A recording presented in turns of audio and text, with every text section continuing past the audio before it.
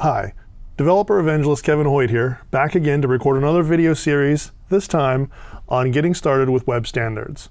Now, when it comes to web standards, there are a number of emerging APIs that you can find to various degrees of completion in various browsers.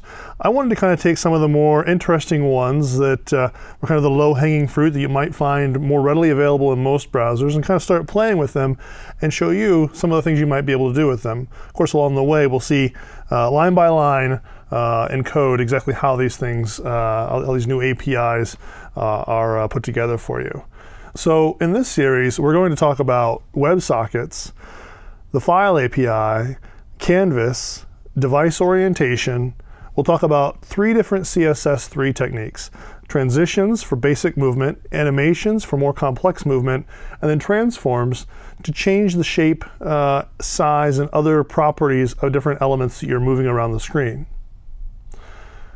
Now, just first, I'd like to take a quick caveat and say that when we say HTML5, I think what happens is people tend to get confused.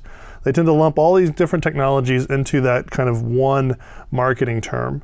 And I want to be clear here that not all of this, in fact, much of this, isn't HTML5 proper at all.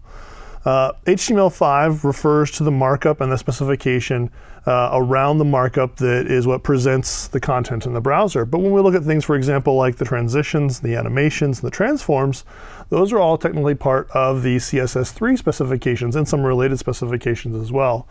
File API falls under the W3C, but isn't actually part of the HTML5 specification either.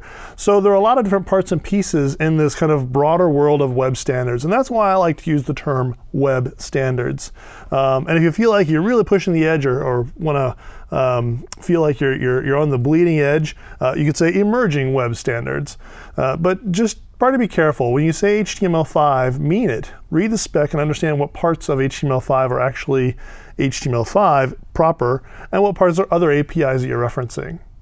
Okay, so let's take a quick look at some of the things you might be able to do once you've completed this series with web standards. I'll move over to my browser here.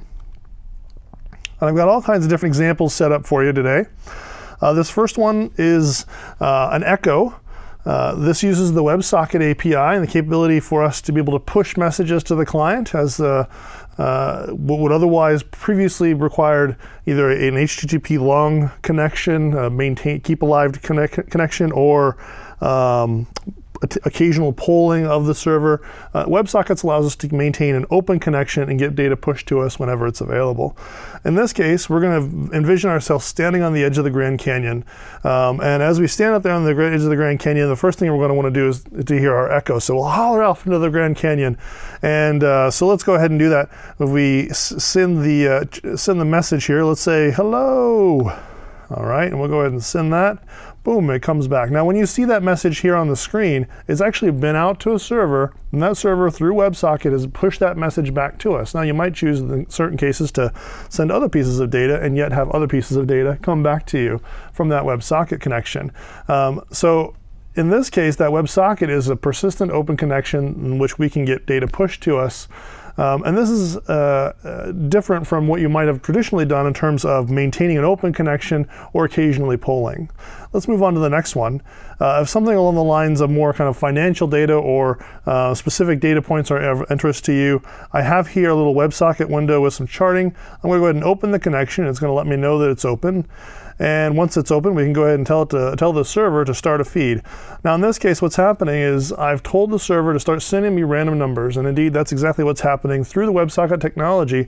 It's actually sending random numbers off to the client, and any client involved in the conversation at this point can start listening to that data. In this case, I'm actually charting that data on the screen, and I'm moving it around with a little bit of array manipulation to make it look like it's data in motion, as it were. At some point, we might want to stop the feed, and then I'll go ahead and close the connection. And in this case, we get a little alert that says we are closed. So there's a couple different examples around WebSocket. Of course, we'll check out WebSocket during this series. Moving on to the File API, here's an example of what we might do with the File API. It's just a very kind of basic notepad type of editor. Let's go ahead and open. Click the Open button here at the bottom to open a file. Let's browse out to where we have a file. So here in the Notepad directory, I have a civil disobedience from the Gutenberg project, a la Henry David Thoreau, and there we go. We go ahead and read that file. Now that file is actually, via the file reader API, we've selected that file and have read the contents of that file, and have pulled that file and placed it into the text area in our display.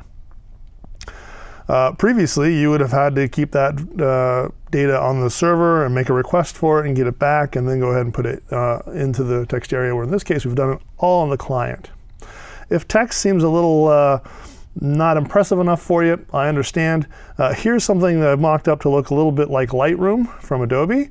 I'll go ahead and click the Open Image File button here, and I'll go ahead and select a file from the EXIF directory here, getting some help. And what we see along the right side here is all the EXIF data. So inside of any JPEG file, there's all kinds of different pieces of data about the file itself, including shutter speeds and apertures and things like that. In this case, I've actually taken the file API and read that file locally, parsed out all the information, and then placed that into a little sidebar here for us to view. It turns out that any given JPEG generally will have a thumbnail of the JPEG itself already available for you. And in this case, that's actually what I've put into the main window as well, is just the JPEG from inside of that JPEG file. All right. Moving along then, we're going to talk about Canvas at some point, and when we talk about Canvas in this series, you can do things, we'll teach you how to do things like draw lines and draw arcs and stars, cogs, or arcs that are filled, or for example, maybe in this case, Pac-Man, as we move that slider back and forth. So we'll learn to draw shapes, and that's what Canvas is really good for, kind of dynamic drawing, drawing on the client, drawing on demand based on user input, and we'll see that in action. Something more practical for you here is if you're interested in using Canvas to do any kind of custom charting. Here's an example of that that might be used, for example, in an iPhone setting. Let's go ahead and select the different characteristics of this particular beer that we're drinking, and we go ahead, and as we select it, you can see the lines appear, and in fact we can actually take the wheel and move it back and forth to actually see those values. So in this case, all that drawing is happening on a canvas at runtime based on the data that's provided. You can take stuff like this image here, this kind of sci-fi image of this character looking out over the city, and he's got a couple birds flying away from him. We can take something like that image, and let me switch over here. Thanks to Canvas, we can process that image, do all kinds of pixel manipulation on the image, and actually, in this case, take that image and make a stereogram out of it. So if we had our little red and blue 3D glasses on and we looked at this, it would have depth now, whereas previously it was just a flat image.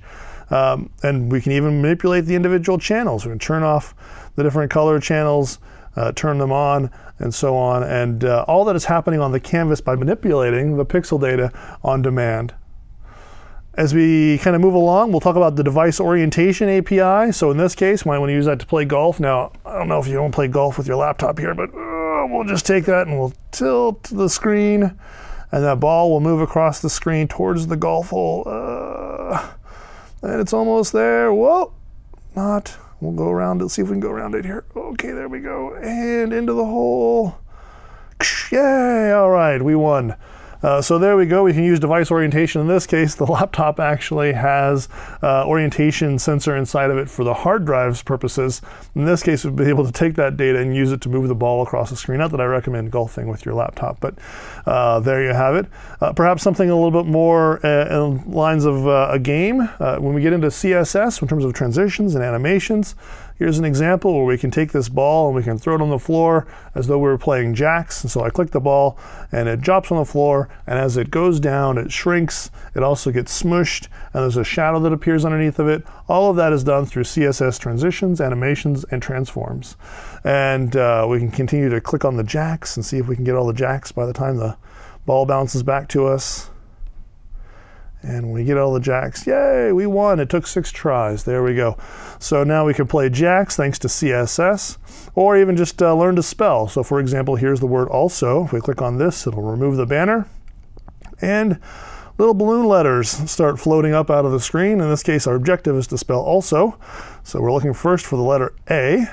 And these letters are randomly generated, so we never quite know exactly when they're going to show up. I'm hoping an A will appear here soon. And if you're, oh, there's an A, we'll go ahead and click on the A. Get it. There we go, there's our A. There's an L, there's an S. Oh, I missed the S. Let's get this S. There we go. And now we need an O, one last letter to finish our game. If we click on the wrong letter in this case, we actually just, it falls through. So if we click on the wrong letters, it doesn't apply. All these balloons are all being animated through CSS animations. There we go, we did it. The paths are dynamically generated CSS animations. We send them on the way. The letters are randomly generated DOM elements that are mapped to those different CSS animation paths, which are randomly generated. So you can do all kinds of interesting things once you start really getting your head around all the different technologies that are available for you to use in this new world of emerging web standards. So that's a sneak peek at some of the stuff you'll see during the series. We've got lots to cover, obviously. Come on back, I'll be waiting.